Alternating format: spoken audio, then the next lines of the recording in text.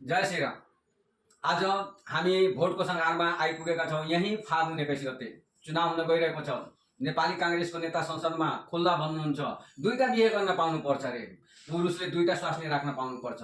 कम्युनिस्टका नेताहरू भन्छन् कि यो देशमा वेश्यालयको लाइसेन्स खोल्नुपर्छ र वेश्यावृत्ति आधिकारिक रूपमा यो व्यापार हुनुपर्छ भनेर भन्नुहुन्छ। तर हामी सनातन संस्कृति भएका नेपाली जनता एक पति सती एक नारी ब्रह्मचारी भन्ने मूल हाम्रो।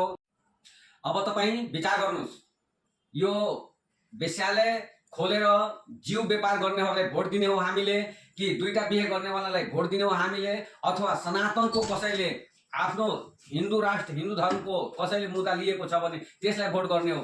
विचार गर्नुहोस् अनि मतदान गर्नुहोस्। जननी जन्मभूमि स्वर्गादपि गरियसी नेपाल आमाको जय।